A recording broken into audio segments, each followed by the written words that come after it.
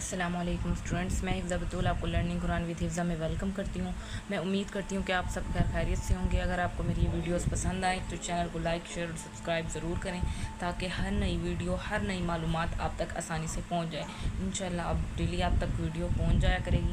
Like, share اور subscribe لازمی کریں۔ آج ہم پڑھیں گے صبر کے بارے میں کہ صبر کیا ہوتا ہے۔ اسٹارٹ کرتے ہیں۔ اعوذ باللہ من الشیطان الرجیم، بسم اللہ الرحمن الرحیم۔ اب سب سے پہلے اسٹوڈنٹس ہم جانیں گے کہ صبر کے معنی کیا ہیں۔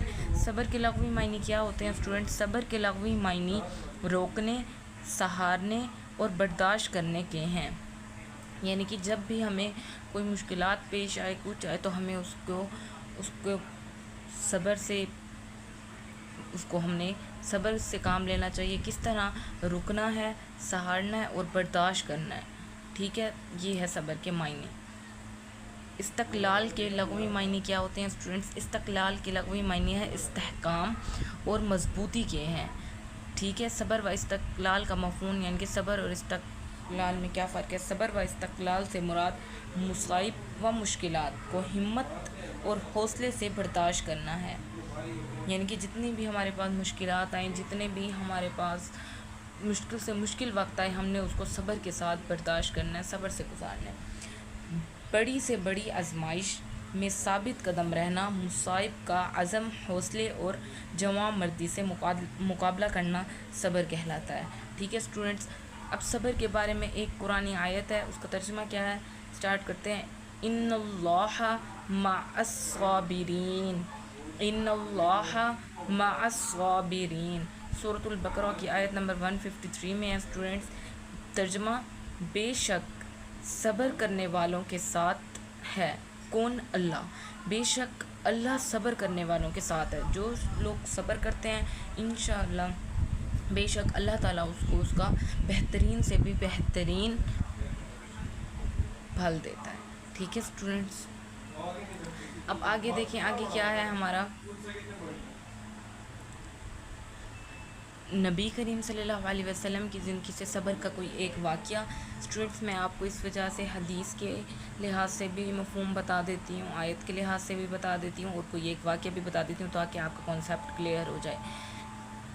آپ کو اگر کوئی نئی ویڈیو یا کوئی کسی بھی بارے میں پوچھنا ہو تو آپ کمنٹ کر سکتے ہیں۔ چینل کو لائک اور سبسکرائب بھی لازمی کریں۔ اب دیکھیں، اب میں آپ کو نبی کریم صلی اللہ علیہ وسلم کی زندگی سے ایک واقعہ بتانے جا رہی ہوں کہ ایک روز رسول اللہ صلی اللہ علیہ وسلم صحن کعبہ میں نماز پڑھ رہے تھے۔ کعبے کے بارے میں بھی آپ کو میں انشاءاللہ معلومات دوں گی۔ صحن کعبہ میں نماز پڑھ رہے تھے۔ حرم کعبہ میں اس وقت کفار کی ایک جماعت موجود تھی۔ عقبہ بن ابی محیط نے ابو جہل کے اکسانے پر اونٹ کی اوجری اس وقت آپ صلی اللہ علیہ وسلم کی پشت پر ڈال دی۔ پشت کہتے ہیں کمر کے اوپر ڈال دی جب آپ صلی اللہ علیہ وسلم سجدے کی حالت میں تھے۔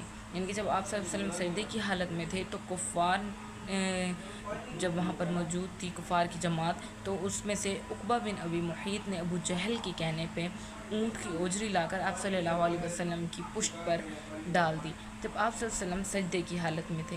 آپ پاس کھڑے کفار زور زور سے کہکے لگانے لگے، یعنی کہ کہکے کہتے ہیں اسٹوڈنٹس ہنسنے لگے، زور زور سے ہنسنے لگے کسی کے ذریعے۔ جب یہ خبر حضرت فاطمہ الزہرا صلی اللہ علیہ وسلم تک پہنچی، جناب فاطمہ کون تھی؟ آپ صلی اللہ علیہ وسلم کی بیٹی۔ جناب فاطمہ تک پہنچی تو وہ دوڑتی ہوئی آئی اور اوجری کو آپ صلی اللہ علیہ وسلم کی پشت مبارک سے ہٹایا۔ آپ صلی اللہ علیہ وسلم کی پشت مبارک سے اوجری کو ہٹایا اور کفار کو بد دعا دی۔ تو کفار کو جب انہوں نے بد دعا دی تو آپ صلی اللہ علیہ وسلم نے کیا فرمایا؟ بیٹی صبر سے کام لو۔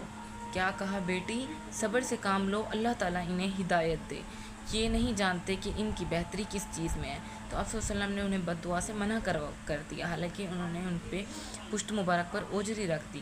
تو ان کی بیٹی حضرت فاطمہ الزہرا ان کو بد دعا دینے لگی، کفار والوں کو۔ تو آپ صلی اللہ علیہ وسلم کیا ارشاد فرماتے ہیں کہ بیٹی صبر سے کام لو، اللہ تعالیٰ انہیں ہدایت دے، یہ نہیں جانتے کہ ان کی بہتری کس چیز میں ہے۔